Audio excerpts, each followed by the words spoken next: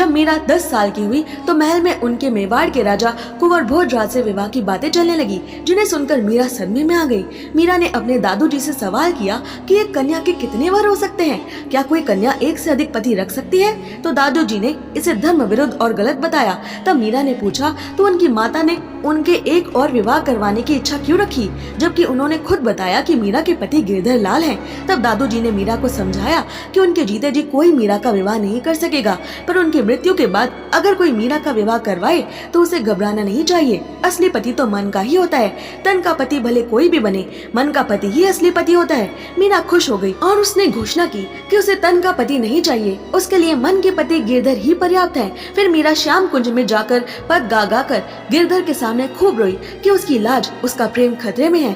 मीरा कभी शाम को रोकर पुकारती कि वो आके उसे ले जाए, तो कभी शक करती कि 16,108 पत्नियों वाले श्री कृष्ण की नजर में उसका क्या मोल, क्या वो उसके पुकार कभी सुनेंगे? जीवन में सही मार्ग की तलाश में मीरा ने श्री कृष्ण से गुरुदेव को पाने की प्रार्थना की, क्योंकि बिना गुरु के न कृष्ण मिलते हैं न उनका धाम। मीरा ने निश्चय किया कि गुरु पूर्णिमा के दिन जो संत सबसे पहले महल में आएंगे वही श्री कृष्ण के मीरा के लिए चुने गए गुरु होंगे। गुरु पूर्णिमा के दिन संत रैदास जी मीरा के महल पधारे। मीरा ने आंखों में आंसू भर के रैदास जी को अपने गुरु के रूप में स्वीकार किया और उनसे प्रार्थना की कि वो मीरा को अपनी शिष्या बनाए। रैदास जी ने मीरा को अपनी शिष्या बनाते हुए उसे हरि नाम का दिव्य उपदेश दिया और प्रसाद दीक्षा के रूप में अपने गले से जपमाला और एक तारा मीरा के हाथ पर रख दिया। मीरा ने जीवन भर अपने गुरु के इस आशीर्वाद को अपने साथ रखा। मीरा की माता उसे बहुत समझाने का प्रयास करती कि पीतल की मूर्ति किसी का पति नहीं होती और मीरा शादी के लिए मान जाए, पर मीरा श्याम कुंज को अपना ससुराल मान चुकी थी और उसकी एक ही रट थी, जाके सिर मोर मुकुट मेरो पति सोई। एक दिन जब दादू जी अपनी अंतिम सांसें ले रहे थे तो मीरा के महल में चैतन्य महाप्रभु के शिष्य चैतन्य दास आए। उनसे मीरा को गौर देश के प्रेमी सन्यासी श्री चैतन्य महाप्रभु के बारे में, उनके कृष्ण प्रेम, हरि नाम संकीर्तन के बारे में पता चला। चैतन्य दास ने मीरा को बताया कि वो तप्ते सोने जैसे रंग वाले गौर वर्ण के सुकुमार साक्षात राधा कृष्ण लगते हैं। वो जाति पाति ऊंच नीच देखे बिना सबको हरि नाम का अमृत देते हैं। उन्होंने बड़े बड़े वेद ज्ञानियों को ज्ञान में हराया है। श्री कृष्ण चैतन्य महाप्रभु की कृपा से ऐसे संत के दर्शन करके और मीरा का भजन सुनते हुए 75 वर्ष की आयु में मीरा के दादू जी को गोलोक धाम प्राप्त हुआ। मीरा के सिर से उसका आखिरी सहारा भी उठ गया। मीरा बड़ी हो रही थी, इसलिए उसकी माता ने उसे संतों के बीच में बैठने से मना कर दिया। तभी मीरा के महल में चित्तौड़ के कुंवर भोजराज अपनी बुआ को वापस ले जाने आए। मीरा का दिल और काम गया। गिरधर से प्रार्थना और तेज हो गई। मीरा के भाई जयमल और भोजराज में अच्छी दोस्ती थी, तो दोनों घूमते हुए श्याम कुंज मंदिर पहुंचे। मीरा के भजन के स्वरों ने भोजराज को उत्सुक किया। जयमल ने भोजराज को मीरा का परिचय देते हुए बताया कि जैसे आपके रोम रोम में वीरता बसी है, वैसे ही इनके रोम रोम में भक्ति बसी है और विवाह के नाम से भी इनकी आंखों के आंसू नहीं रुकते। बचपन से ये गिरधर को ही अपने पति के रूप में मानती है। भोजराज ने मीरा के गिरधर के दर्शन किए और फिर उनकी पहली नजर आंसुओं में भीगी मीरा पर पड़ी।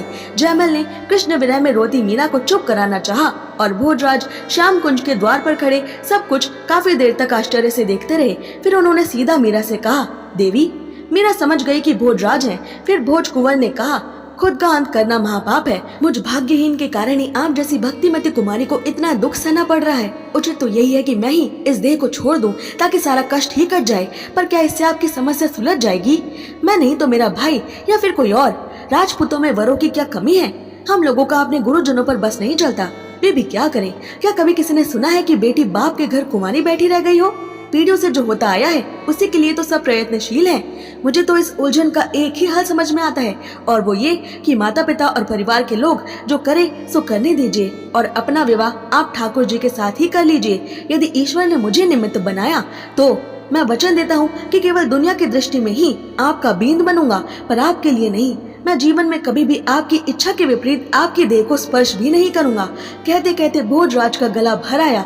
वो एक क्षण रुककर बोले, आराध्य मूर्ति की भांति आपकी सेवा ही मेरा कर्तव्य रहेगा। आपके पति गिरधर गोपाल मेरे स्वामी और आप मेरी स्वामिनी होंगी। ऐसी भीष्म प्रतिज्ञा करके भोजराज आंसू पोंछते हुए श्याम कुंज से बाहर चले गए। हाय, कैसा दुर्भाग्य है सभागे मन का।